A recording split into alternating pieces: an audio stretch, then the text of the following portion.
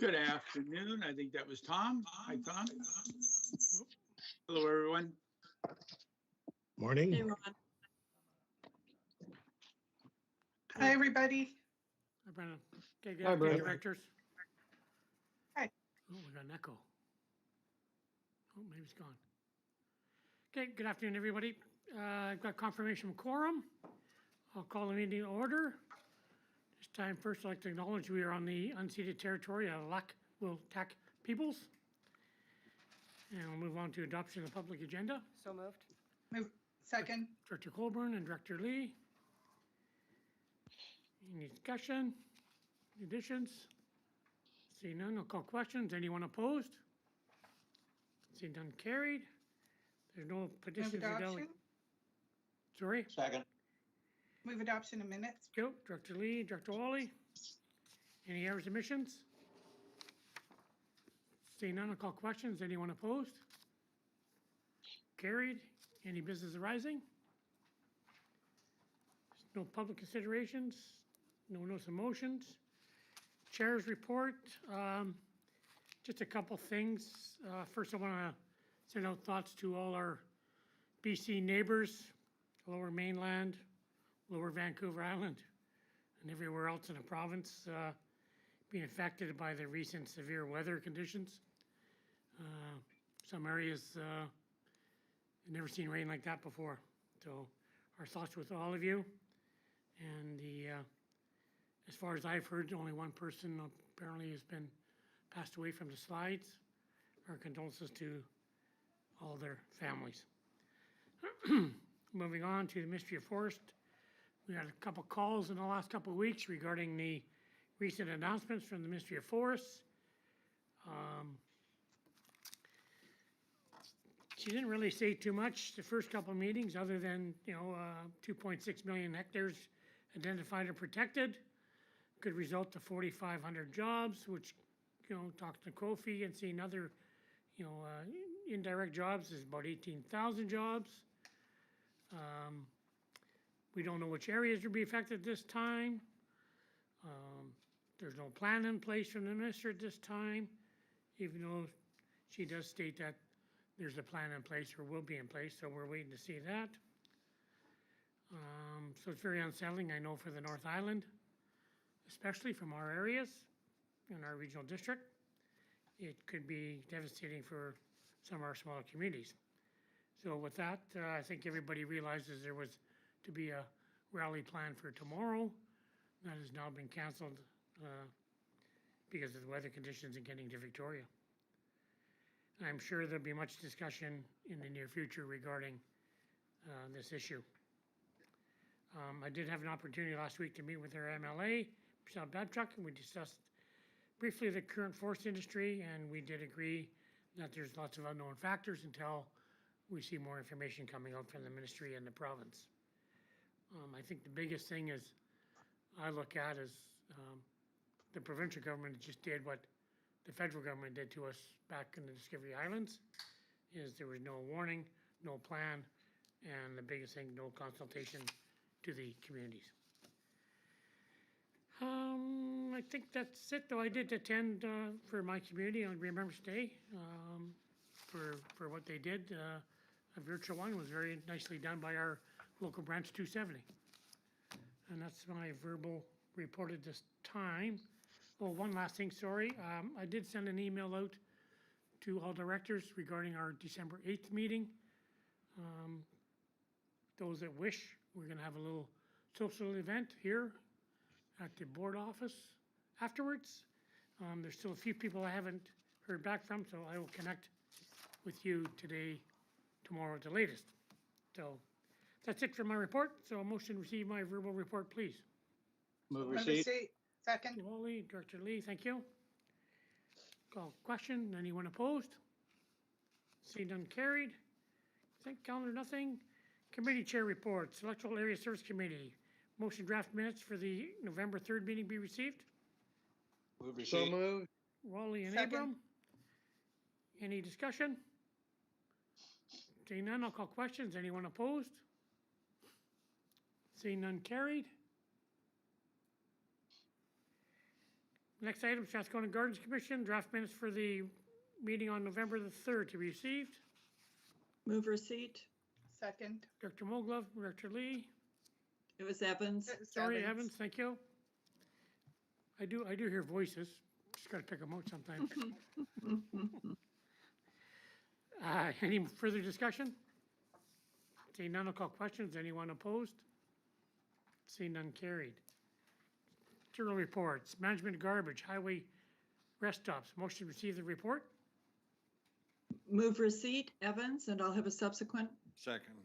Director Evans, Director Cornfield, I'll go to the CO. Anything to add? Nothing to add, Mr. Chair? Okay. Any discussion? I do. Director Cornfield? No. Yeah, okay. I'm still getting used to which buttons to press here. So my concern is that those rest stops are highway's responsibility, and they're supposed to look after the garbage and collection, so I can't see why we would want to get involved in that at a cost to us on one that's already being paid for by the province, so. And if it's not adequate, then that's what we should be letting people know, that the service is less than adequate or it causes a problem. And I don't know about how many people from the surrounding areas are using it as their own pickup. So I know that was an issue at one of our rest stops near the city of Campbell River. But anyway, that's my thoughts. Okay, thank you. And then Director Lee. Thank you, Mr. Chair. I raised this issue at the solid waste meeting, hoping that we would have some synergies with waste management that does the pickups along Highway 19A in the rural areas, and that perhaps we could have pickup at beach locations and popular park entryways where garbage is accumulating and blowing around. And another reason I raised it was that Stories Beach, which is a very popular recreation beach south of Campbell River, it has up to 200 visitors a day in the summertime. And the residents that live nearby are tasked with picking up garbage that's blowing around because the Ministry of Highways removed the garbage receptacles that they used to have there. In their parking lot that they own, and they hire a couple people to come every once in a while and chase the garbage around and pick it up. And I've been begging Highways, Ministry of Highways, to restore the garbage receptacles, and they say it's their policy that they won't allow a rest area with garbage and services within 15 kilometers of another rest area. And Oyster Bay rest area already has garbage receptacles, but it's like 7 kilometers south. So they won't, Highways won't do it. I've been really trying hard to get them to recognize that it's their land, it's their responsibility. They won't do it. So I think that the next best choice, according to the Comox Valley, would be to refer this issue to the Electoral Area Services Committee, because there's a possibility that Area D at least could have our parks people negotiate an agreement with Highways to share the cost of putting bear-proof garbage containers, which are not as susceptible to domestic garbage being put there. That's the kind they have at Oyster Bay Rest Area, and it's a very small opening in the bare garbage container, and it would help a lot to keep our beaches clean. Okay. Thank you. Thank you. And Director Evans.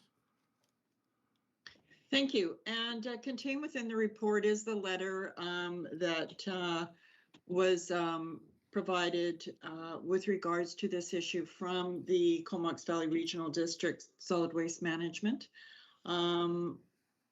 in relation to solid waste management and this being brought forward. And contained within this letter is draft resolution that could move forward to AVICC and then subsequently to UBCM. And so in my subsequent, I was just going to recommend that we do that. But speaking to the report right now that is on the floor, I just wanted everyone to be aware of this draft resolution, again, that is contained within this letter and within this report. Because I think this speaks to certainly what Director Lee was concerned about, but it is a broader concern as well. I mean, this is up and down the highways and smaller communities is identified here. And it really does put the ownership back on the Ministry of Transportation and Infrastructure. So in my subsequent, I will be suggesting that this moves, or asking that this moves forward as a resolution to AVICC. Okay, thank you. After receipt, I'll come back to you. Director Great. Colburn. And maybe this is more appropriate on the subsequent, but, you know, from, No, she's on.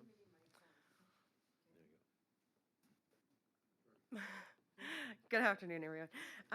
So hearing kind of the conversation that's going around, maybe this is more appropriate on the subsequent. However, maybe it bears some talking about here. If the issue is that there are policies in place from Modi that the rest stops are less than 15 kilometers apart, and that's where they won't support garbage pickup, then maybe it's an opportunity to say with to include that in the subsequent, that with consultation of communities, that they amend their policies. Just putting that out there for conversation.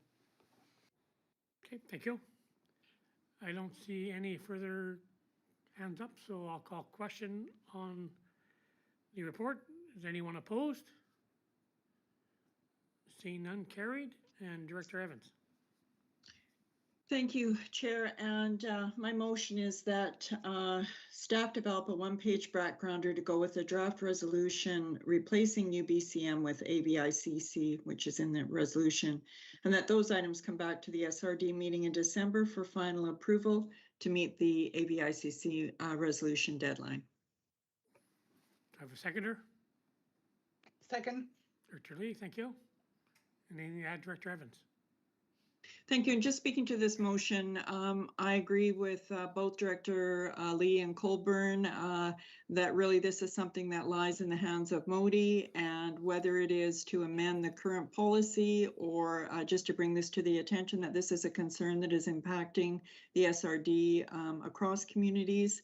I think this is a first step, and we certainly in the backgrounder can include some of the concerns that have been mentioned by other directors as well. Okay, thank you. Any further discussion? I have a subsequent after we deal with this one. Director Lee. Okay. Okay, seeing more, I'll call question on the motions. Anyone opposed? Hearing none, carried. And Director Lee? Yes, I would like to have the issue of Stories Beach garbage pickup referred to the Electoral Area Services Committee for discussion. We used to have garbage receptacles, and we do have Area D pays Second. for. Director Lee? You need a let's- seconder. Second. Let's get your motion up first. Oh, wait. Okay, that the issue of the Stories Beach garbage be referred to Electoral Area Services to discuss whether our Parks Department can negotiate any resolve to this issue with MOTI. Okay. And I'm doing that Okay, because wait, let's get it okay, up first. that's it. Okay, do I have a seconder? Second, Davis. Director Davis? Okay, so just that the issue of the Stories Beach garbage pickup be referred to the East for discussions to determine If our Parks Department can negotiate a contract with MOTI for okay, garbage pickup service.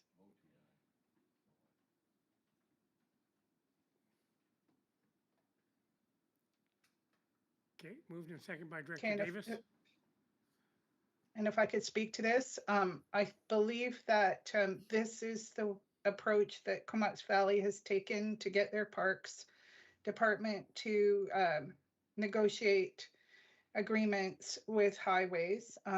Area D already has an agreement with highways on their land to place a portable toilet between June 1st and October 1st every year during the busy tourist season, which protects our beaches from being fouled by human waste. And because it's on MOTI land, we would have to negotiate the ability to have a garbage receptacle on the parking lot at Stories Beach. But I do believe that that a couple bear-proof garbage receptacles would be very appreciated there. Okay. So Super. Okay. Director Abram. Yes, thank you, Mr. Chair. I am having a little bit of a hard time with this. I don't really mind that it's being referred to EASC as the chair. But I do find there's a bit of a conflict between what we just passed with the AVICC resolution and this one. We're basically putting the cart before the horse, saying we're going to see if we can negotiate taking over the responsibility of MOTI at the same time that we're asking MOTI to take on the responsibility that is rightfully theirs. So it doesn't necessarily make sense to me. Okay, thank you. I don't see any further hands up, so I'm going to call question on the motion. Is anyone opposed?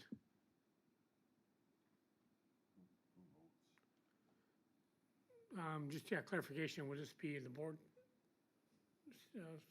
Tom, or just the EASC?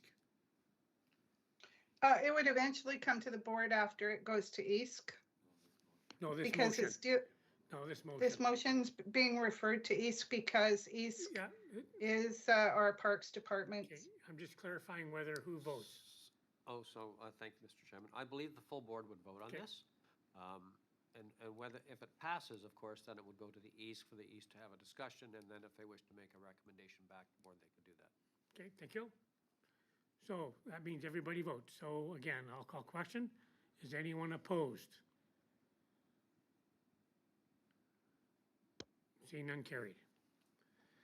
Thank you. Thank you, directors. Next item, staff reports. Move receipt of Strathcona Gardens. No, we're not on Strathcona Gardens. No, we're not there. on we're not the there. board meeting calendar. Motion to receive the report. Motion to receive the report. Director Colburn, second. Director Cornfield, thank you. And anything else, CEO? Mr. Yates. Yeah, Mr. Yates. Well, thank you, Mr. Chairman. This actually was received by the board last meeting. It was just deferred for further discussion at this meeting. So we are recommending that the board proceed to adopt a calendar so that we can start planning. And there's a fair amount of planning that is involved in setting up this calendar. So we have not had any indication from either the City of Campbell River or the Comox Valley that any of these dates are going to be problematic from their perspective. So we are recommending the board proceed. Thank you. Thank you, Mr. Yates. And Director Lee and Abram, do you still have your hands up from previous or? Oh, Yeah. yeah, pardon me. I'll Okay. take it down. Mine's new. Okay, Director Abram, go ahead. Okay, thank you, Mr. Chair. I totally agree that with the calendar, and I think staff have done a great job of going through and trying to figure out this menagerie. But I would feel more comfortable from past experience. I'd feel more comfortable if at the end where it says be approved, we just add the words subject to change as necessary. It's already implicit in our board policies, I believe, but I think it doesn't hurt to repeat it in this situation so that directors know that, if something major comes up or whatever, an event or something, that we do have the opportunity to change it. And it's not etched in stone. Okay, thank you. We're still on It is a receipt. dynamic. Yeah, we're still on receipt, so after receipt, if you want to bring that up, Director Abram. Is there anything else on receipt? Seeing none, I'll call questions. Anyone opposed to the calendar? Seeing none carried. And Director Abram, you want to do? I suggestion? just suggested that it'd be a friendly, I guess, that it be after approved, subject to change as necessary, period. Okay, I think, and Mr. Gates can correct me if I'm wrong, I think we've talked about this subject, the same thing almost every year. We come back to the same thing, that the board chair has the authority to change the meetings as necessary. And he's nodding his head, yes, that's correct. Director Colburn, I believe I believe if I could, go ahead. sorry, can I just finish real quick? Yeah, go ahead. I believe it's been the board that has actually voted to change things in the past. The chair also has the ability, but sometimes, a director will bring forward some conference that's come up or whatever that many people want to attend, and then it goes before the board and we vote on it. Okay. So that's all this is doing, just throwing in a little caveat that says, yeah, this is not etched in stone. It's pretty much what we're going to follow, but we could change it if we had to. Okay, I'm gonna go to Mr. Yates, and then I'm gonna go to Director Colburn. Thank you, Mr. Chairman. Yes, I believe any director could, at any time during the year, bring forward to the board an argument why there should be a change to a date that's embedded in the calendar. Whether or not that is added to the current motion, I don't think makes a difference. I think that ability exists at any time for a director to do that. Thank you. Thank you, and Director Colburn. So essentially, the motion that you're looking for is that the proposed 2022 schedule of meetings from the SRD as outlined in the October 25th report from the CAO be approved. So moved. Okay, Second. moved and seconded, and Director Abrams was in a motion. Okay, okay, so I'll take that motion as on the table. Could we have the agenda? The motion is written in your agenda. Could we see it on the screen, please?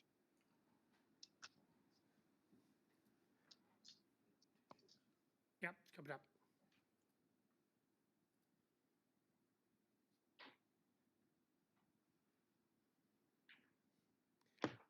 There it is. Thank you. That's the move, that's the motion, it's been moved and seconded.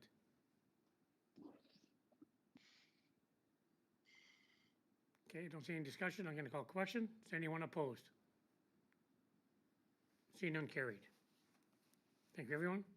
Item 2, Area D Universal Water Meter Project. Grant opportunity. Motion to receive the report. Member seat, Director Second. Lee, Director Wally, and I'll go to CAO. Thank you, Mr. Chair. Nothing to add. Okay. On receipt, call questions. Anyone opposed? See none, carried. Item B, the grant application through the CIFP GI Environment Quality Grant Funding Program be submitted. so moved. Director Lee, Second. Director Wally, any discussion? See none, I'll call Just in question. su- Sorry? Just in support of the application, we have applied previously for this, and we are positioned to be successful this time based on the work that our engineer's been doing on the estimates. Excellent, thank you, Director Lee. So on the motion, Director Cornfield? Just for clarity's sake, it's the second half of the motion that says the regional district commit to its share of any ineligible costs or cost overruns associated with the project. That would come out of Area D's budget. Thank you. Cool. Any further discussion? Call question. Anyone opposed? See none, carried. Item 3, Quadra Island Infrastructure Project. Motion to receive the report. Abram move. Director Abram. Second. Director Wally, thank you, and the CAO. Thank you, Mr. Chair. Nothing to add. And just on the heels of Director Cornfield's comment, the same support for additional costs, ineligible costs would pertain to Area C for this project as well. Okay, thank you. Make it Area D. Yeah, right. We're already carrying everybody. Yeah. Okay, on receipt of the report, I'll call questions. Anyone opposed? See none carried. And item B, grant Abram application. moved. Director Abram. Second. Director Cornfield seconds. Any further discussion? Seeing none, I'll call questions. Anyone opposed? Seeing none carried. Item 4, evacuation route grant opportunity. Motion to see the report. We'll So receive. moved. Director Wally, Second. Director Colburn. Let's go to CAO. Thank you, Mr. Chair. I believe Sean Koopman will speak to this. Good afternoon. Through the chair to the board, the following proposal in front of you is an opportunity to develop transportation planning for key wild risk areas in Southern Electoral Area A, the City of Campbell River, and Electoral Area D as identified in our Community Wildfire Protection Plan, but it requires your blessing of a resolution of support for us to apply with the City of Campbell River as a partner. I'll take any questions. Thank you, Mr. Goodman. Is there any questions? Yes, I have a question. Director Lee? Hand up. Well, I participated in helping establish emergency evacuation routes for Oyster River area, which was done through the Oyster River Fire Rescue Society. And that's already, they've already identified emergency exits from the southern part of Area D. The only part of Area D that hasn't been reviewed is the northern half and the western part, Strathcona Park Lodge to, Buttle Lake part. So along Highway 28, all the people that live there. So, and given what's been happening in BC the last couple days, it's very devastating if we lose a highway for the residents who live beyond the, slides and whatnot that are happening. So I think it's important that we do Area D, but the information on emergency exits in Oyster River should be obtainable through Oyster River Fire. Okay, thank you. Any other questions? Seeing none on receipt, I'll call questions. Anyone opposed? Seeing none carried. And B, the application for financial assistance under the Community Emergency Preparedness Fund grant for 2021 be submitted. Evans, So moved. moved. Evans Second. and Lee, thank you. Any further discussion? Call questions. Anyone opposed? Seeing none carried. Thank you, Mr. Goodman. Water supply easement, Regional District Corporate Office. Motion to receive a report. Move receipt. Director Colburn, second. Second. Director Davis. Davis, thank you. And the CAO. Thank you, Mr. Chair. I believe Tom will speak to this. Yes, thank you, Mr. Chairman. So this report basically comes to the board for permission to execute the water supply easement, which serves this building. It's sort of the last step in our renovation project that was commenced a couple of years ago. The city is currently holding a bond. I believe it's around $14,000 pending the completion of this, and the easement looks to be in order, and we are recommending the board authorize us to go ahead and execute it. Thank you. Thank you, Mr. Yates. Any questions? On I was receipt? just wondering, Director- through the chair, to staff, is this a normal way of dealing with offices in the downtown core? Do they all have to sign these kind of agreements to get their water connected? Mr. Yates? Is this normal? Right, Mr. Yates? Thank you, Mr. Chairman. No, it's not normal, but the situation here is not normal in that the regional district had to reconstruct the supply line from the public road to the building through the parking lot out front, and I don't know exactly the length of that. I think it's probably about 20 meters or thereabouts of additional works that had to be constructed. And this will give the regional district the authority to go in there and make repairs or maintain that piece of infrastructure without having to go and get additional permits on a case-by-case basis from the city in order to do that. So it is a little bit unusual, but it is perfectly appropriate in our circumstances, I believe. Thank you, Mr. Yates. Any further questions? On receipt, I'll call questions. Anyone opposed? Seeing none carried. Item B, that the chair and the corporate officer be authorized to execute water supply easement agreement for the regional district corporate office at 990 Cedar in Camp River. So moved. Director Baker, second. Wally. Director Colburn, thank you. Any further discussion? Call question. Is anyone opposed? Seeing none carried. Item 6, proposed service agreement. Quacoodle District Council. Motion received, report. Director Colburn, second. Director Cornfield, CEO. Thank you, Mr. Chair. I believe Renee will speak to this. Good afternoon, Chair and Directors. This report is to consider an agreement between the KDC to provide services as we outlined in the Strengthening Community Services Grant application and the award of that. The funds will provide support through a mobile unit to the Gold River and Tassos area 2 days per week. And as per the SRD's delegation of purchasing authority, the amount requires board approval. Thank you. This program was approved in the previous grant application. Thank you. Any discussion? Director Evans. Yes, thank you, and thank you for the report. And just through to staff, Chair, I'm just wondering if there's any updates on issues around capacity. We keep hearing from a lot of our nonprofits that they're having staffing and capacity issues. I'm just wondering if this is a concern for this particular project. Thank you. I'll go to staff. Yes, in response to that, this particular one is before you now because we were able to confirm capacity and the ability to deliver this particular program. Thank you. Any further questions? Director Evans? Sorry, I'm trying just to lower my hand, sorry. Okay, no problem. Okay, I don't see any further questions on receipt. Call question. Anyone opposed?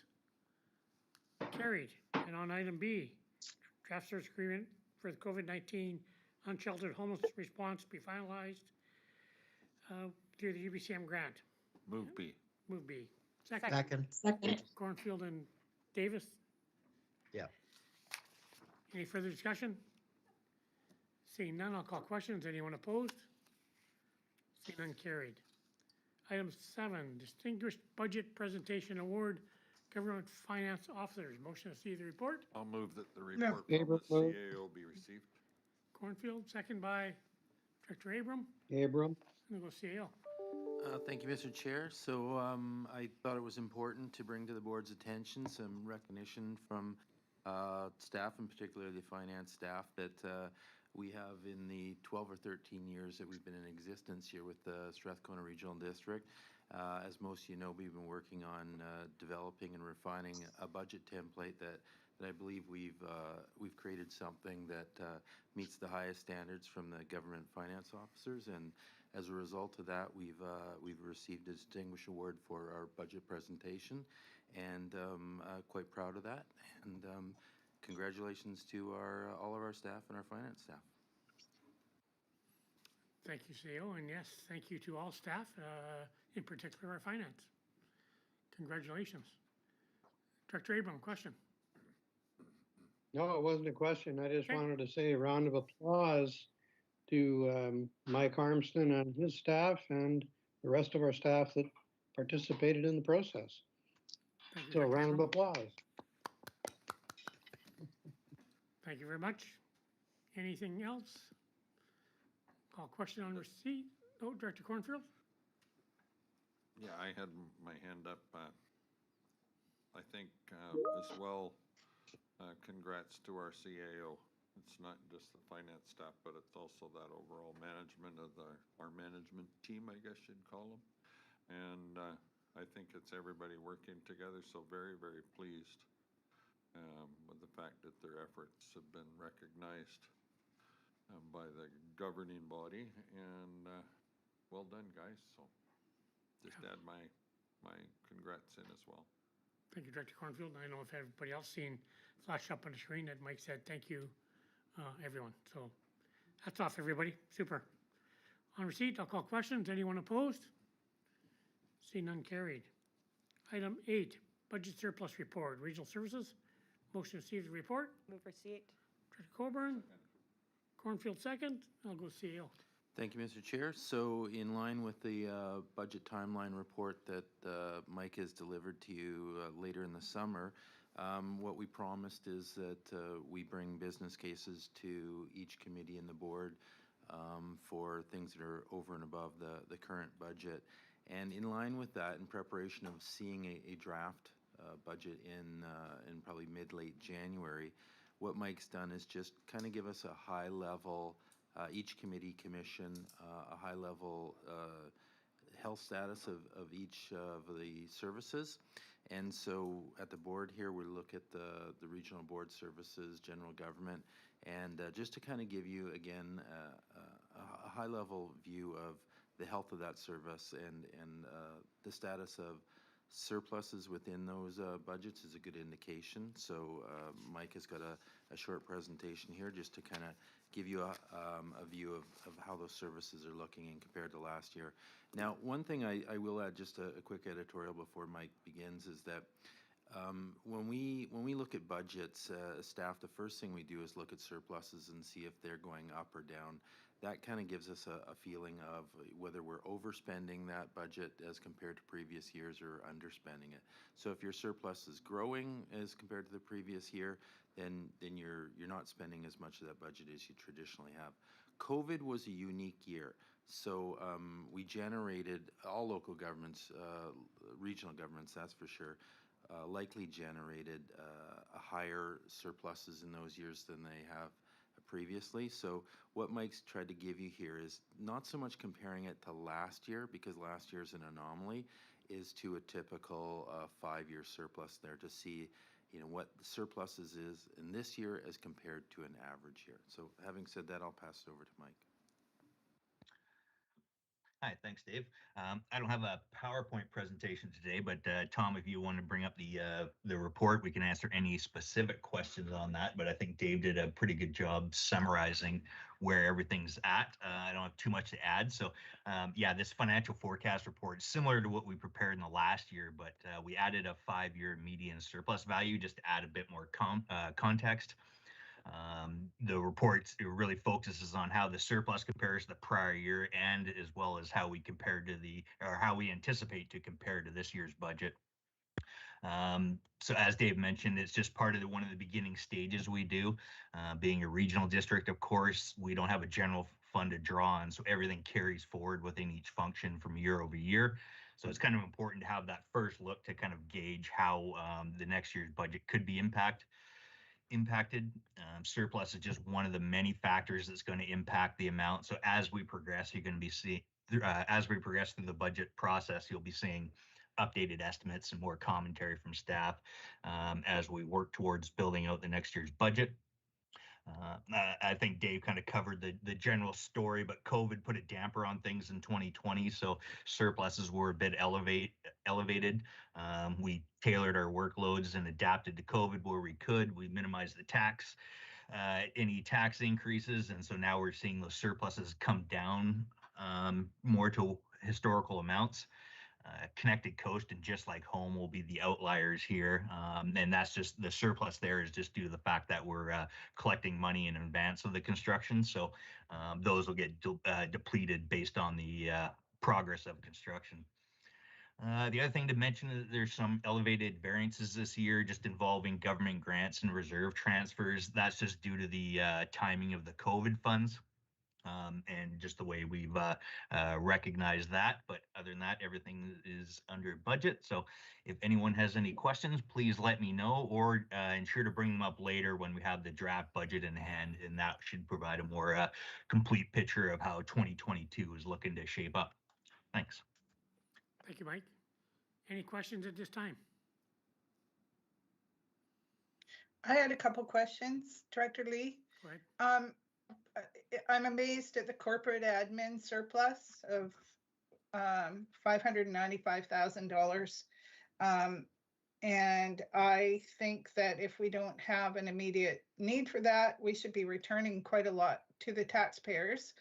I wanted to know also if because we don't have the final assessed values in our areas, but if our assessments are going up quite a bit, I know Area D will have increases in their assessed values and the amount of building that's been taking place in Area D. So that surplus could be even greater if it isn't already included in these surplus estimates. I just wanted to know if increased assessments have been woven into these figures. Okay, I'll go to CEO. Thank you, Mr. Chair. So no assessments haven't been figured into these. Mike doesn't have those. He won't get them till early in January. But I do want to, I'm glad you bring it up, Director Lee, to explain the notion of surpluses. Surpluses are not just additional money that we've generated. If you look, you brought up corporate administration. The surplus for, anticipated surplus for this year is almost $600,000. But in fact, that's down $60,000 from an average year. So what that says is we've spent $60,000 on average more in that budget than on an average year. So it's not money that can be returned to the taxpayers. Again, I think a better way to characterize it, when you look at the surplus that is compared to last year or the previous years, it's an indication in that particular service that we have slightly less than we did. So there is no additional money. You can't take, if you took $600,000 of the general admin and returned it to the taxpayers, next year you would increase their requisition by $600,000. It's a type of a float. It's not additional money in there. It's a measuring tool to see if you're over, under, or bang on your spending. So please don't look at it as we have $500,000 or $600,000 to return. It's not. It's income that's used as revenue and weighed against the expenses. Okay, thank you, CEO. Okay, and I had one final question. Okay, hang on a sec, Brenda. Mike, did you have a comment on that? Oh, sorry. Yeah, Dave pretty much covered it, but yeah, the one thing I'll add is this: the surplus only really exists too is because we have to measure stuff at December 31st. So if we originally had a project, for example, that was in November, and then it just got delayed for a couple months and it gets completed early on the next year, when you look at things with a December 31st cutoff, you're going to have a surplus in that year, and then it's going to quickly go away as soon as the project builds. So Dave is right. What you really have to look at, focus on, is the change in surplus for year over year. We're always going to have we're always going to aim to have a little bit of a surplus, just because, like I say, we're a regional district. There's no general fund to draw on. So if we are ever cut it too close and things go into deficit, everything gets carried forward into the following year, and then usually meets with other issues from that particular year, so it kind of stacks. So yeah, that would be the one thing I would add. Thanks. Okay, thank you. And Okay, Dr. my Lee had another second question. Yes, what is Just Like Home? I didn't know we had a function called Just Like Home. $179,000 surplus. Okay, CEO. Yeah, thank you. Good question. Just Like Home, we've rebranded it, if you will, because Home Away from Home was taken. So you'll probably be more familiar with the Home Away from Home function, and that is the project that we're working with the Canberra River Hospital Foundation to build a facility for folks in the region to use when them or their family or friends are at the Canberra River Hospital. So the arrangement that we had with the board, we created the service, and the board was going to provide operational funds. And you will hear probably within the next 2 weeks official kickoff of our funding campaign for Just Like Home, and that will start our capital campaign to raise funds for the building. Okay, thank you, CEO. Okay, thank you. I don't see any further questions. So on report receipt, anyone opposed? Seeing none carried. Item 9, request for economic development funding, Quadra ICANN Society. Motion to receive the report. A motion to receive. Director Abram. Second, second. I have Director a- Lee. Go ahead. Anything to add, CEO? Nothing to add, Mr. Chair? Director Abram on receipt? Yeah, just, I believe, it seems to me from my agenda that the wrong report is attached to this particular item. It's a different report. Maybe you can pull it up on yours and see if it's the same. It should be about this issue, but I believe it's something else. Mr. Chairman, if I may, I just pulled up the attached item and it looks to be correct, but I would be interested knowing if Director Abram is seeing something different. That would be cause for concern. Okay, yeah, for concern about me or about? Either, Let's either see. or. Yeah, either or, okay. So we see the page 1, it says, request for economic development funding from EASC. Lead Wally, move to recommendation.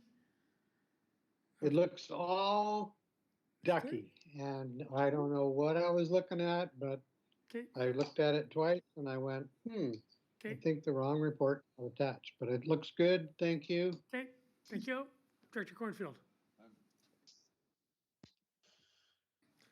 Just a simple little question. What's ICANN stand for? Is it like a CCAN only further down the alphabet? Yeah, it's something like that, Charlie. No, what does ICANN Don't- stand for?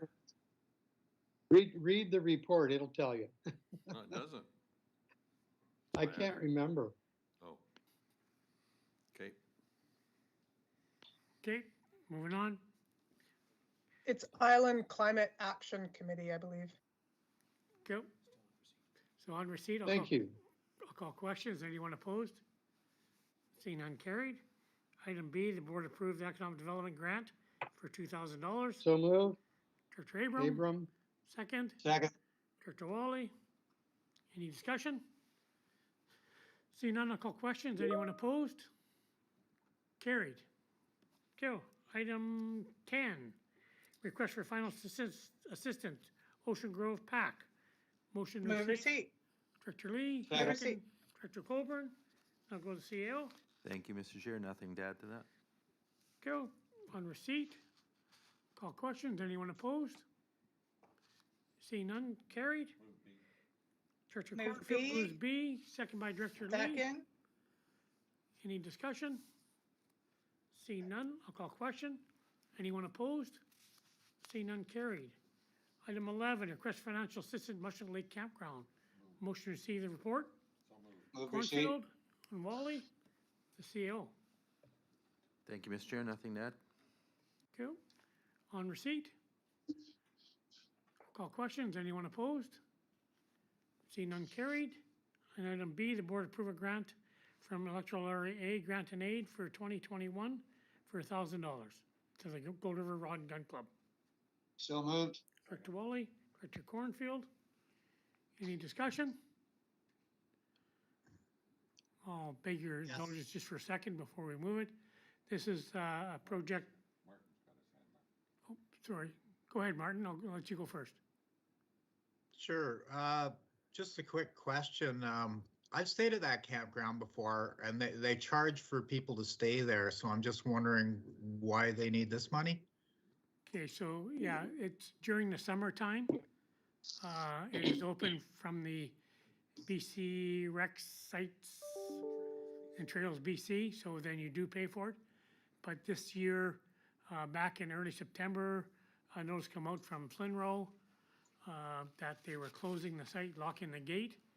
The residents of Gold River got excited, and through the regional district, through the Gold River Council and Flinrow, we come up with a plan where the local Rod and Gun Club would look after the site during the winter months, just maintaining it, making sure there's no garbage there or any damage and that kind of stuff. And in lieu that between the regional district and the Village of Gold River, the Rod and Gun Club will get a small stipend for doing it for the winter time. So that's what it's all about. Okay, thanks for that. Electoral Area A, sorry. It comes from Electoral Area A, Director Wally. Okay, thank you. Director Cornfield. Just a quick this is a pilot project, I believe, because this is the first time it's been tried. Correct, it's for this. And I know that campground is a popular one in Gold River during hunting season. So it gets a lot of people in there. It's nice to see these, they do it, but this doesn't violate the policy about providing help, does it? Providing financial assistance? Yeah, No. in the report it says, grant would not subsidize the activities that are the responsibility of senior governments. Right, no, we have, we've created a partnership agreement with Flinro and the Rod and Gum, and with some guidelines from the Flinro of what they want the Rod and Gun to do, and then this is providing a monthly So, stipend them. Rather, it's more of a contract with Flinro. And the Rod and Gun, yeah. Right, okay, thank you. Okay, thank you. If I might just make one comment, Mr. Chair? Director Wally, go ahead, please. Yeah, just for the board's information, this is a one-time, one-off for Area A. In the future, I would imagine the Rod and Gun Club could make an agreement that they can charge the hunters to stay there or whatever. That's just a one-time to help them out until they get it sorted out. Great, thank you. Don't see any other hands up, so I'll call question on the motions. Anyone opposed? See none carried.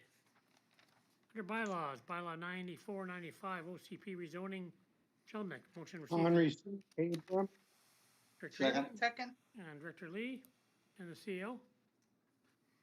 Thank you, Mr. Chair. Nothing to add, but I understand Director Abram may have an amendment to this.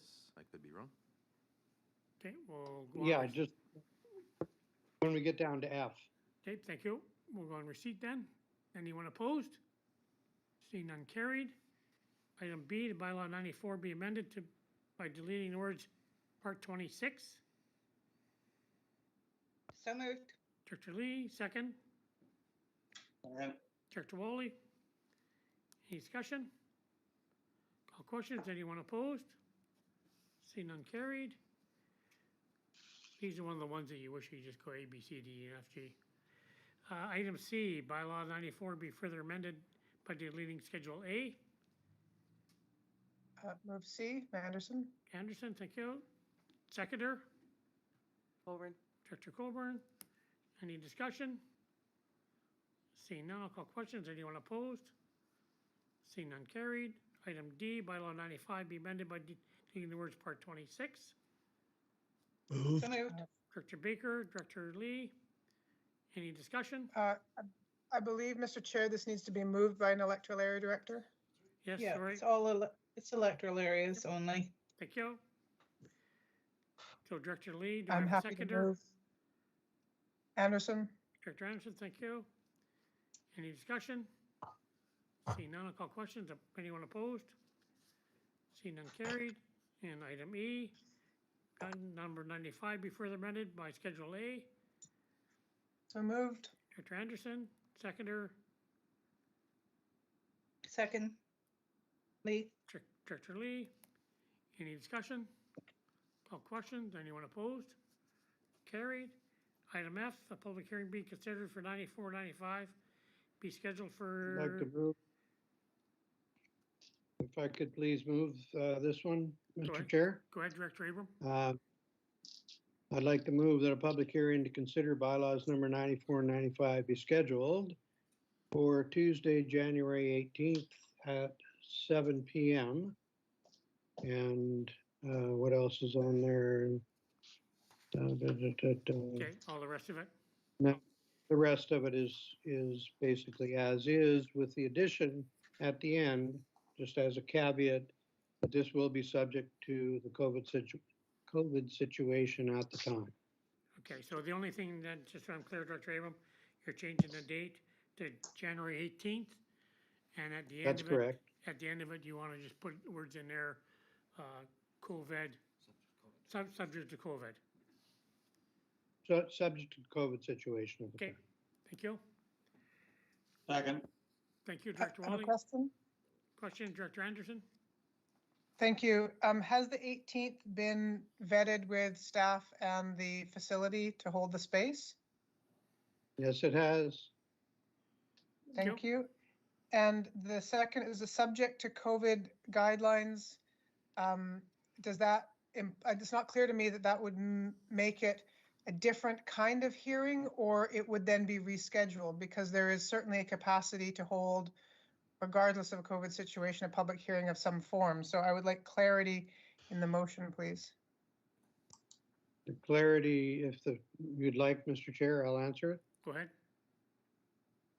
Okay, the clarity is, I didn't say COVID regulations, I said the COVID situation. So if we have a huge spike in COVID after the Christmas and New Year's holidays and everything, goes downhill, then we may have to look at either a different type or a different time. So it's all options open. Okay, thank you. Director Adams? Yeah, thank you. If I could make a suggestion, and appreciating what Director Abrams is trying to accomplish, but if it is, instead of this COVID situation, it would be subject to provincial public health orders. No, that's the reason I didn't do that, Director Adams, is because the community center has it has its own restrictions and criteria for the use of the building. Whether the provincial orders are stricter or lesser could be different. So that's why I worded it that way. Thank you. The reason for my comment is I think we should be sticking with the provincial directive and not creating our own. That's just my comment. Thank you. Appreciate the comment. Any further discussion? Just before we close off on this whole issue, do we have to revisit A and B because I believe some municipal directors moved or seconded those sections They did to not. change the bylaw? Mr. Yates just said they did not. They didn't? Okay. No. Go. Question on the motion? Anyone opposed? Seeing none, carried. Item 2, bylaw 432-433 OCP rezoning quadrilinks. Motion to receive the report. Abram, so moved. Second. Abram and Cornfield, the CO. Nothing to add, Mr. Chair. On receipt. Just one thing, Mr. Chair, this would be basically subject to the comments of the previous bylaw. My comments would be the same until we get down to the timing. The timing will be actually as presented, so Okay. I don't have to worry about. Thank you. On receipt, I'll call. Question on receipt, Director Cornfield.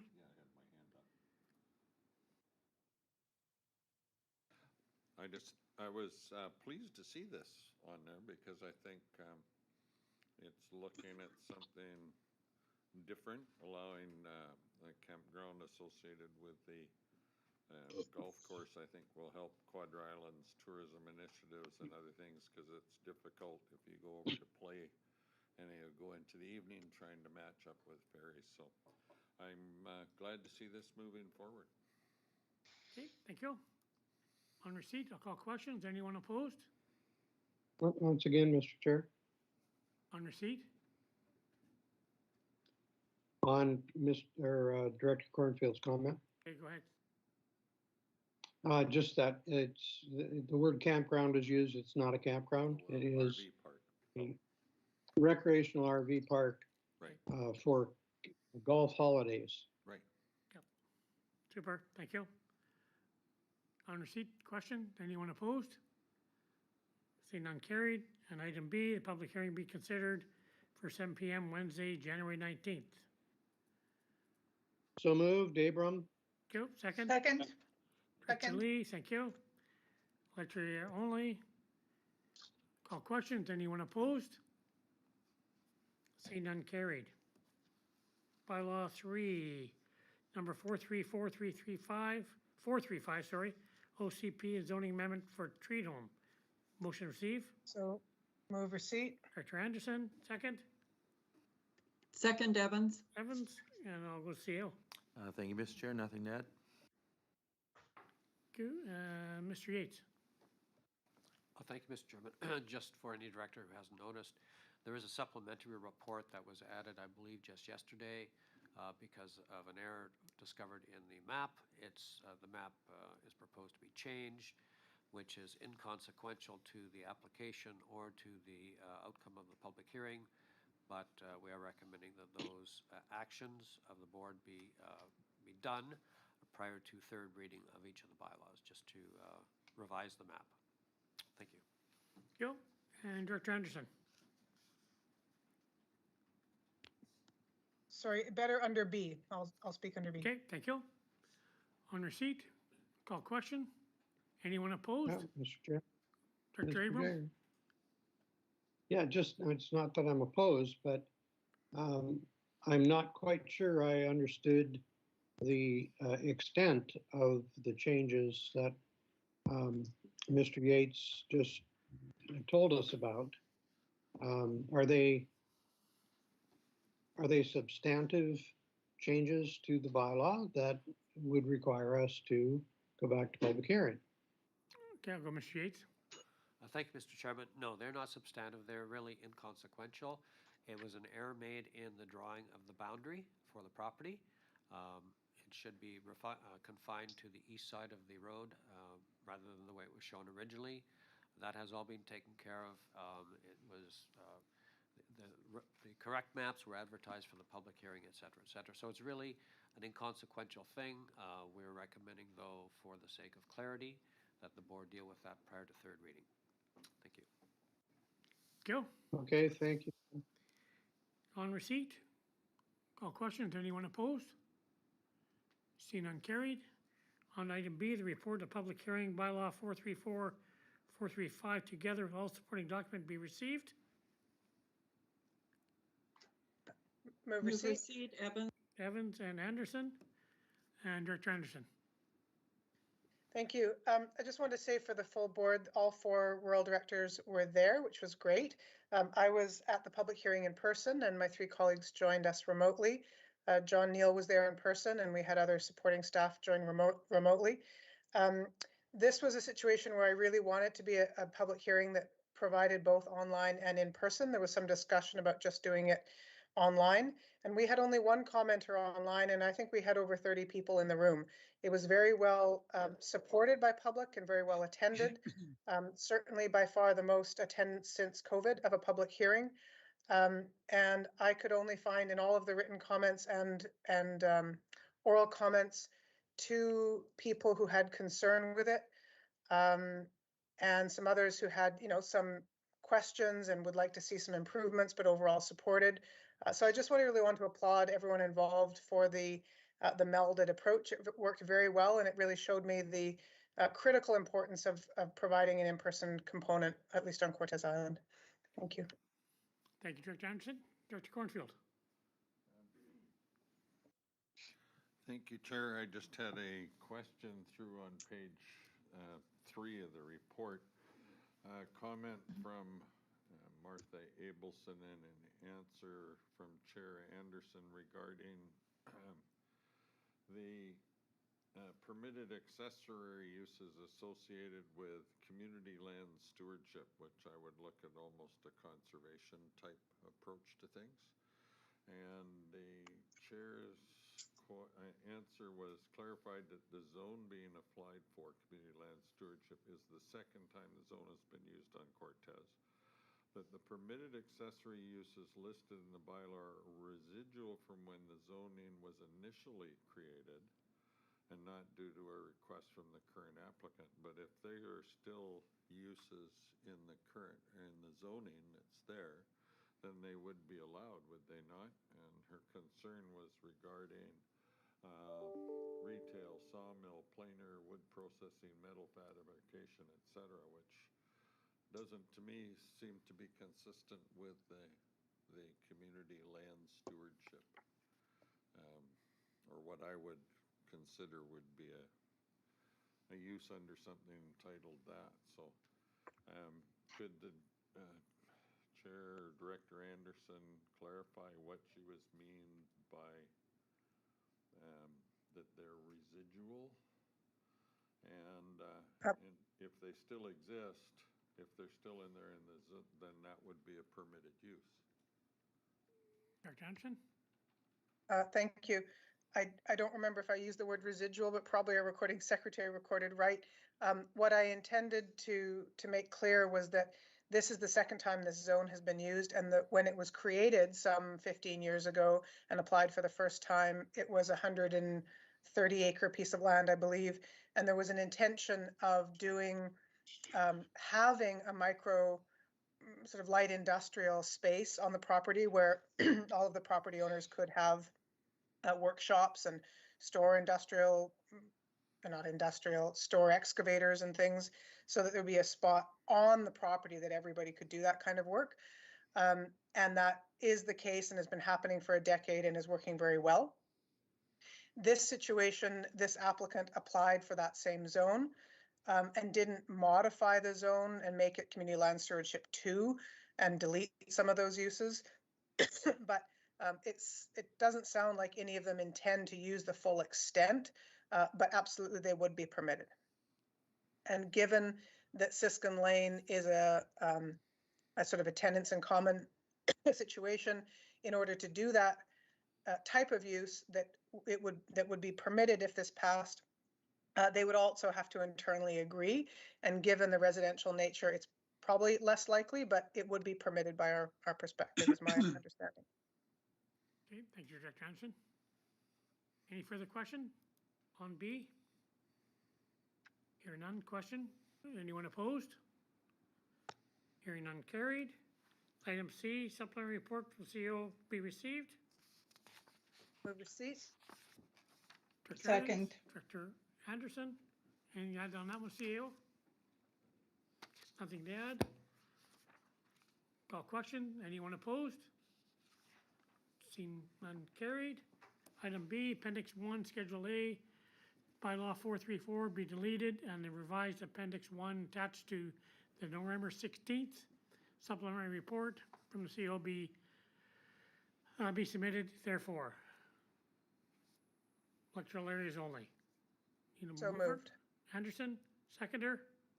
Second. Foley. Any discussion? Call questions. Anyone opposed? Carried. Item E, Bylaw 434 be given third reading. So moved. Anderson. Second. Foley. And if I might just speak to this, Mr. Chair? Go ahead, Director Anderson. Just at the highest level,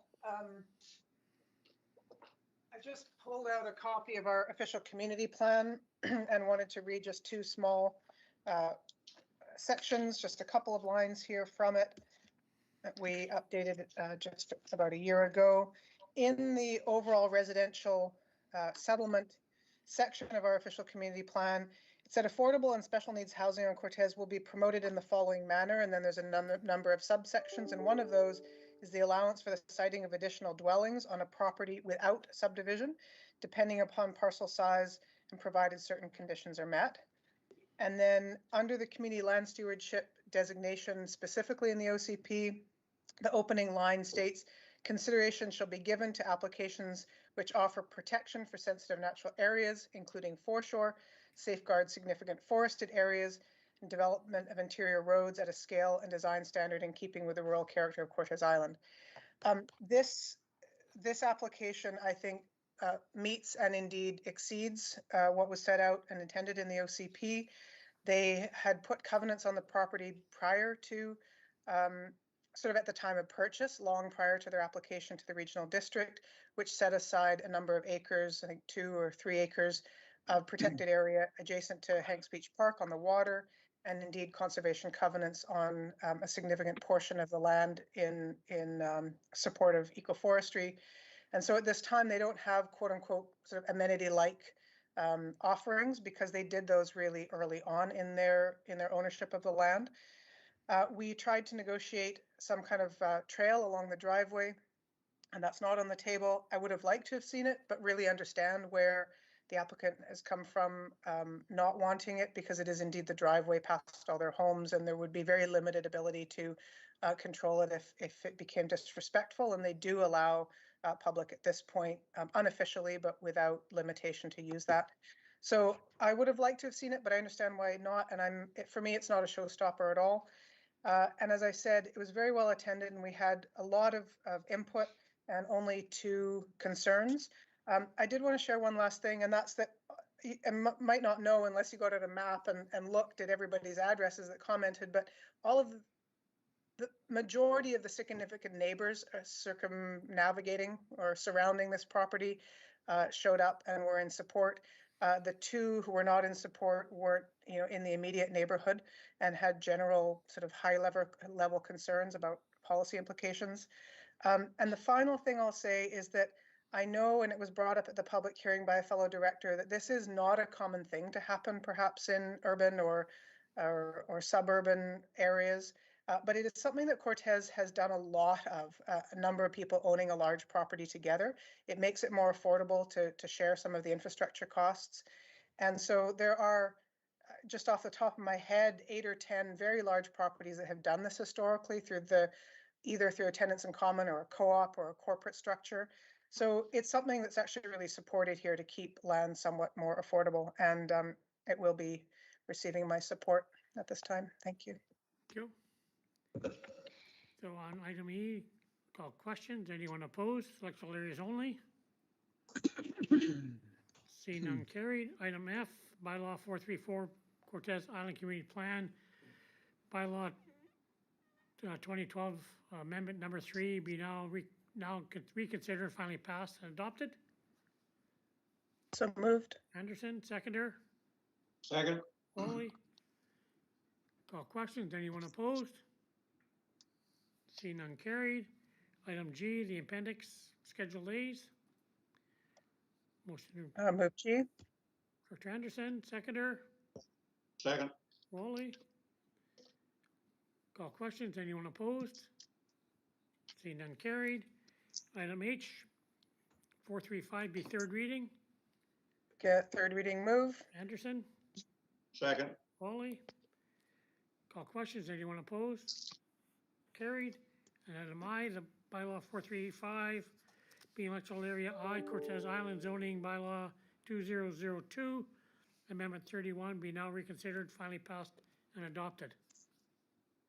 So moved with gratitude to all involved. Anderson? Second. Wally? Any discussion? See none carried. Correspondence, you got 2 items. Move receipt of both pieces of correspondence. Seconder?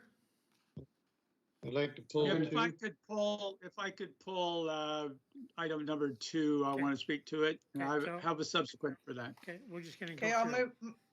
move number 1. You've already pulled it, Ron. Okay. Okay, is everybody ready for a motion now? Motion to receive item 1. So moved. Move the October 26, 2021, 2021 news release from the Ministry of Municipal Affairs regarding tools to increase housing be received. Thank you, and Director Lee seconded. Thank you. And any discussion? Just Director one, Cornfield. just one quick one, I hope, and that's, I think that they have focused in one area, and that's the public hearing process, and I think you do that at your own peril. Dangerous move to make, but on the one hand, they're talking about increasing supply of housing, but I don't see any mention of co-op or subsidized housing that would put it into the hands of those that really need it, and by providing affordable housing. Real estate is a market-driven business. They will sell for whatever the market will bear. it's less impacted by supply, and we could not construct enough supply, period, because the supply chains are all broken. You couldn't get enough built in time to do anything about it at any rate. And the government, instead of worrying about what we're doing, should worry more about what they do. When they brought in the new building code, that added a lot of cost to houses and to a lot of administration requirements that municipalities and regional districts have had to deal with during that time period. So the world is getting complex.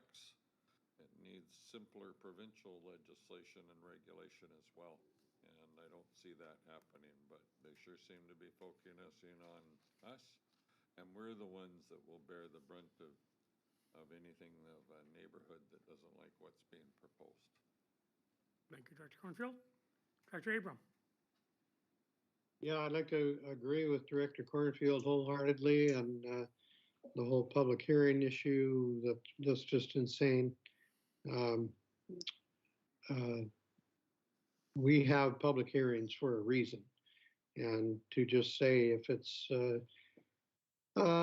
good with the OCP, then you don't need to have a public hearing. Well, OCPs are policy documents, and bylaws are regulatory documents, and there is a difference. Everybody knows there is, including the minister and the ministry. And if we didn't have public hearings on all these things, we would have no idea what people thought, and we would just be moving ahead with things just because they fit our OCP, which can be read very generally, depending on who's reading it, and would not necessarily reflect the concerns and ideas of the people in the area. So I just never go along with that.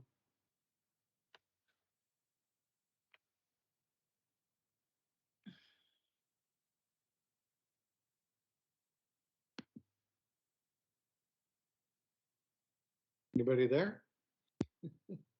I'm here. Have we lost our chair? Sorry. Had the button up instead of down. Director Milglove, go ahead.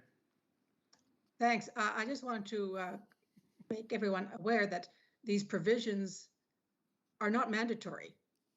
The province is not forcing any municipality to waive a public hearing. It's providing tools so that if a local government wants to, they can.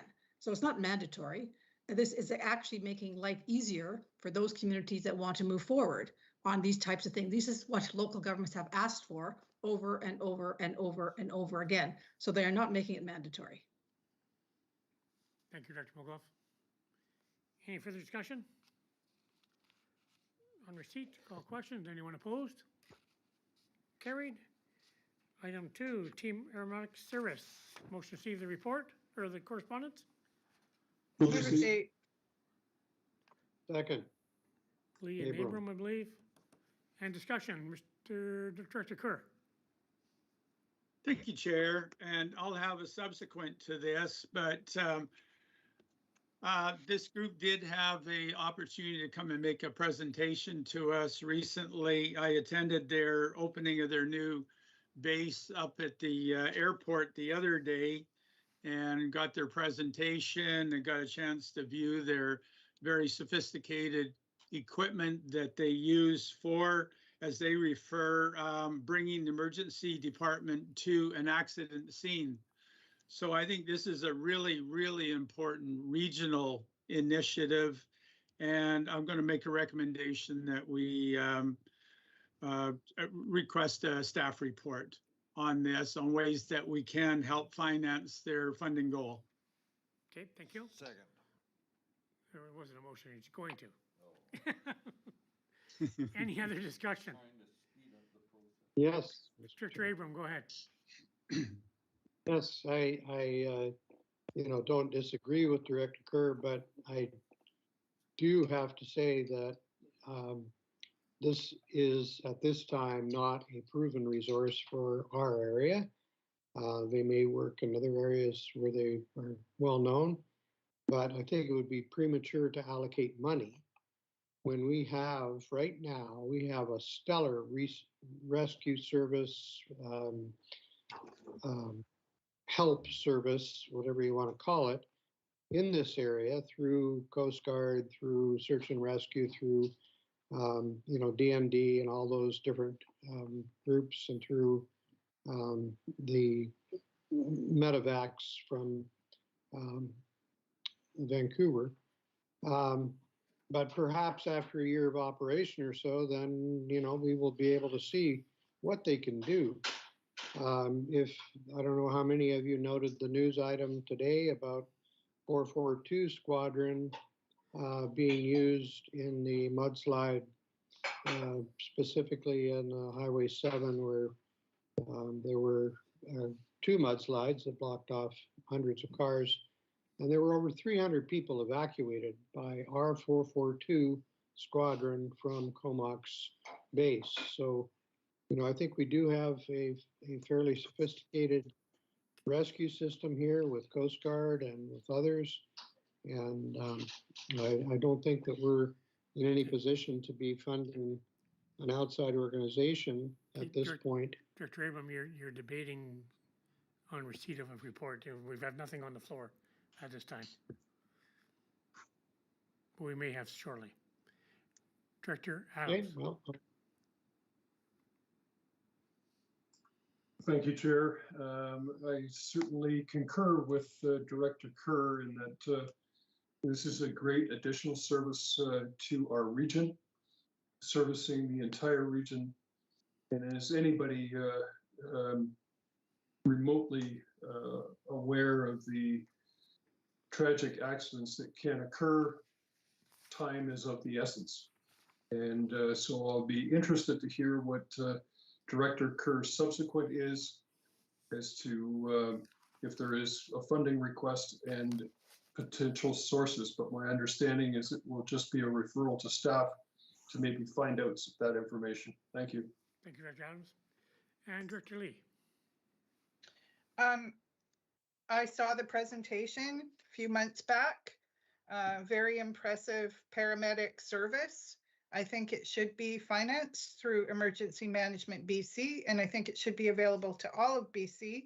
I don't think we have enough incidents on the North Island or in the Strathcona region to be talking about $350,000. That's a lot of money for our small regional district. And I just think Emergency Management BC could use the expertise of this, especially lead paramedic, on scenes such as Highway 99 right now.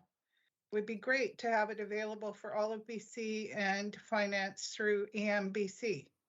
But to do it through our regional district, it's not feasible financially. Cool. I don't see any other hands up, so I'll call question on receipt. Anyone opposed? Seeing none carried. And to Director Kerr.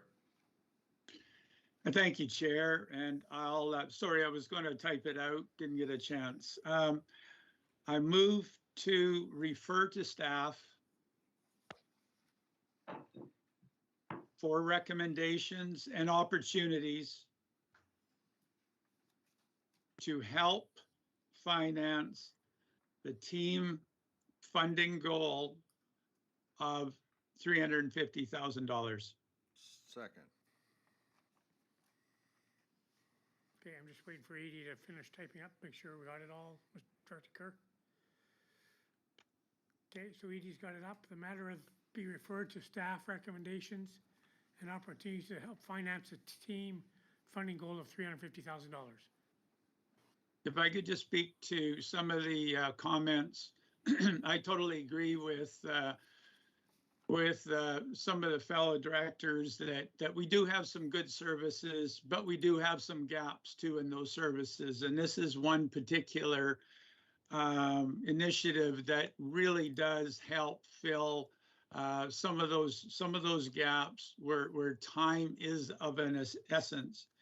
So I'm not suggesting that we fund the whole of the amount. I think that certainly Mount Waddington, Comox Regional District in Port Alberni. There's other regional districts that that are going to be within the range of the Campbell River Airport that should be doing it. But I think that with a staff report, we'll have a clear idea of what we can do and what we can do to help them find the faster that we can get this particular goal met, the faster they'll have the equipment on site here at the airport to do their job properly. They're going to be able to service us from Squamish at this point, but this will give them the opportunity because they have the equipment down there. But they have some very, very specific, sophisticated equipment that they bring with them that it's kind of Star Trek, Star Wars kind of stuff. So this is something that it doesn't have a match anywhere in the province at this point. Okay, thanks, Director Kerr. I've got Director Moglove, Cornfield, and Davis. So Director Moglove. Right, thanks. I just, Director Kerr said most of what I was going to say. I just wanted to make it clear, this is not duplicating other emergency programs in the province. This is to fill a gap. This is to deal with helicopter and fixed wing emergency medical services and rescue in remote and austere settings such as First Nations communities, remote communities beyond the reach of traditional ambulance services, logging and other industrial sites. So it is filling a niche that is not covered by traditional emergency services, which, as I agree with, I think Director Abram, that it's excellent in our province, but this is filling a gap. And also reiterate what Director Kerr said, in no way, shape or form is the organization asking for the SRD to fund the full amount of $350,000. They are doing lots of fundraising. And in fact, they're getting a lot of fundraising from private businesses, logging companies, forestry companies, because they see the benefit in being able to reach any of their workers who may be injured in the field to get emergency services to them much more quickly than traditional, for a variety of reasons, which I won't go into. So I will be supporting this. It's just looking at what options are possibly available to the SRD to fill this gap. Thanks. Thank you. Director Cornfield. Well, just to reaffirm and to deal with a couple of Director Abrams' concerns, or Director Lee's concerns, can't remember which one it was, but they have a number of bases around the province. It started out up north, I believe, in the Prince George country. This is just an expansion because it works extremely well. It's modeled after a European model for being able to mobilize resources to provide care quickly. And it's about getting people from the outlying areas into the proper medical treatment that they need. And that's something that we have stressed long and hard. It's about that magic hour or half hour, that's most critical in getting people to the best care they can. This is a proven model, and it works in concert with all of the standard ones. And imagine if 442 Squadron had been up on Highway 99 or 97, picking up people. Who's going to pick up your people that are stranded out in an inlet somewhere that need medical extraction as well? So this allows that integration of all of those resources together. So, and I think the motion asks for a report to staff for recommendations. And I know that these people are already pursuing funding through industry and everything else. So I see this as a good thing.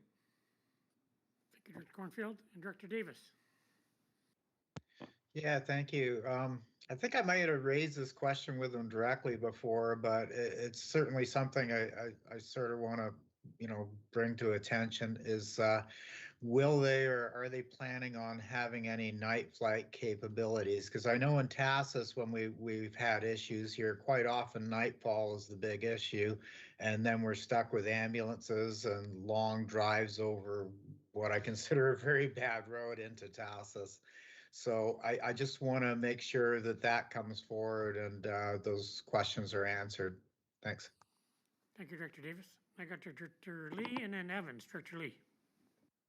I would like the staff to come back with a report for recommendations and opportunities for suitable funding partners to help finance, because I There's already a don't motion on the think, floor. well, I'd like to amend it, Okay, well, opportunities, and then add the words for possible funding partners to help finance. Because it's been mentioned by other directors that there's other You need a regional seconder districts. for, you need a seconder for an Okay. amendment. Is there a Second. seconder? Second. second on, Okay. on what? There's no motion there. Yes, there is. I put forward an amendment, opportunities for other funding partners to help finance the team funding goal of 350. Okay, that motion wasn't prepared, so in consideration of Edith, can you follow along with her and Yeah. speak your motion? After the words opportunity, after the word opportunities. So you're adding in for other funding partners. Yes, because as other directors have mentioned, there are other regional districts and parts of the province that would be served by this proposal. And I don't think that Strathcona should be taking the lead on financing it when Squamish, Mount Waddington, and other remote areas up the coast may be able to fund it. There's also, I agree with Director Abram, there's also very adequate rescue services by helicopter and by BC ambulance already that we're served by, and by the Coast Guard. So this is an enhancement of that service, but we already have helicopter rescue. So I just think that we need to look into how it's financed and not simply think we can just take the money from Strathcona. Okay. Mr. Chair, the way I read that motion is that staff is to look for other funding partners for the 350,000, and I just want some clarity. Is that what Director Lee is saying? She wants the motion to represent that staff look for other funding partners? Yeah, that is, search that is who would be appropriate to fund it. Okay, because that is significantly different from, I think, the intent of the first motion. Yeah, it totally changes the motion. It's not an amendment. It changes the motion completely. Because you're asking staff to look at it, and I don't think that's staff's job to look at other funding. Well, I do. Okay. And that's why I put it forward. I don't think that Strathcona can afford 350,000 for this Point of service. order, Mr. Chair, the amendment is out of order. Yeah, you're changing the motion, so at this time I won't accept the amendment. Okay, going back to Director Evans then.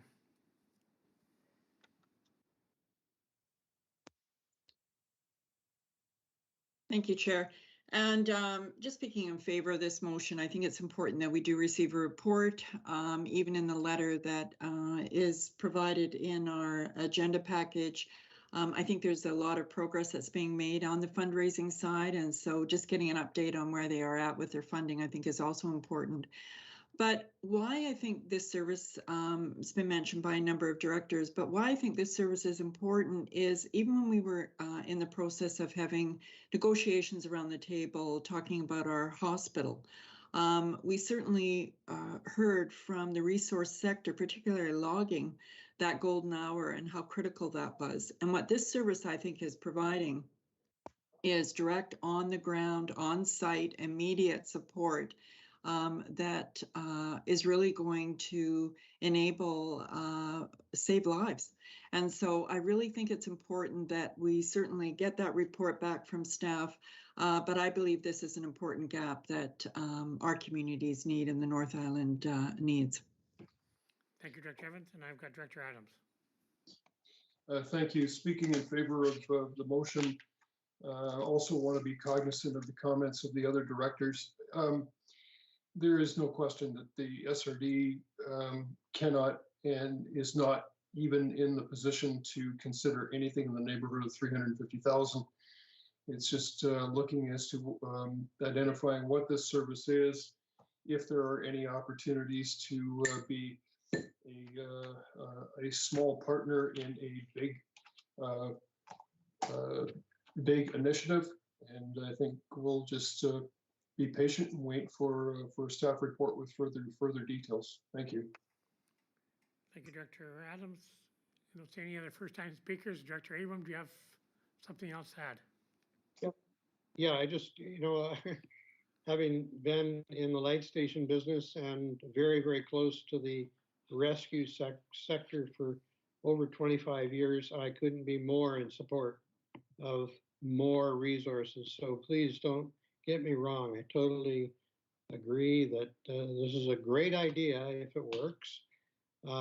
Since I didn't have the opportunity to see this presentation that a number of people have talked about, can somebody answer, first of all, I have two points, but on this one, can somebody answer what do they have in the way of rotary wing resources? How many helicopters do they have? Rescue helicopters? I don't, does anybody know the answer? Mr. Yates? Could I maybe say just a few things, and not being an expert in the field, but they have Vancouver Island Helicopter is supporting them at their base, so they have access to a fleet. So it's not a designated helicopter that they have at this point. It's they have a resource of helicopters and pilots, and they also have the technical, the medical people that are at the base that are able to jump on those helicopters and get to. Now, I think that there was another question about night flights. And I think, I'm just remembering what was spoken about at the meetings, that is dependent both obviously on the technology being available, and I would expect a certain cost for that, but also staffing, because I think they need to have for night flights, they have to have 2 pilots on board. So those are things I think that quite possibly won't be available in the initial startup, but they are part of the plan. Okay, that answers some of it. Thank you very much for that, Ron. The fact that they are going to be using existing resources like Vancouver Island Helicopters, well known for this area, well known for evacuating people out of the inlets and camps and things.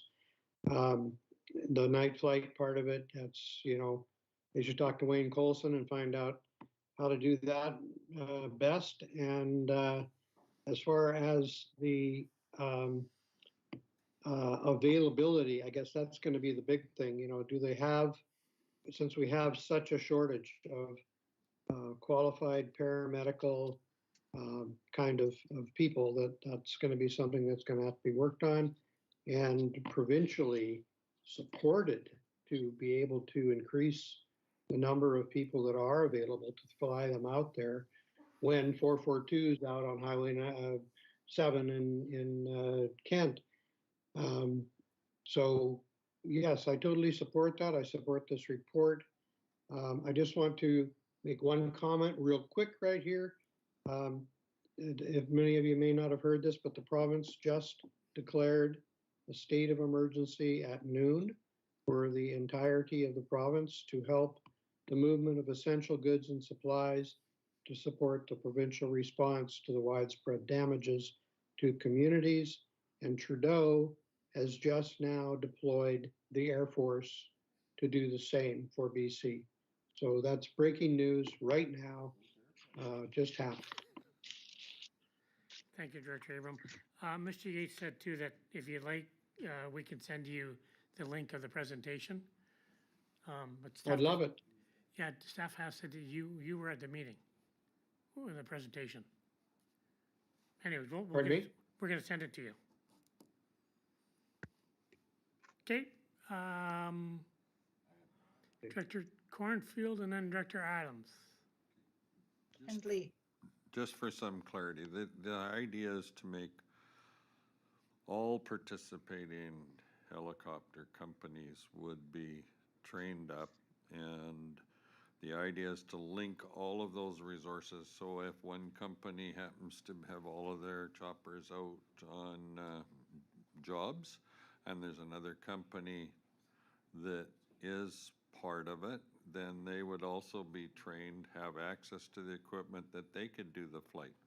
So this is about all of the helicopter companies working together with industry, with insurance companies, all to help pay for things. It's about how do we get the best care to the people that need it? How do we get them to the best care possible? And this is a helicopter, it's a private sector driven program that was patterned, and it's about people in the heli or aeromedical service, if you want to call it, with those companies getting together to say, what can we do to help improve the service? And they, like I said, they patterned it after the European model, where it works really good. And I agree with Director Adams. There's no way that we're funding the 350, and they haven't asked for that. And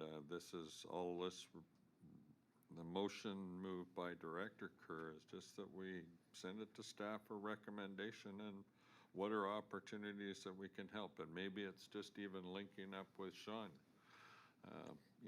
That may be the way we can help. So anyway, my comments. Okay, thank you. And to wrap it up, Director Lee.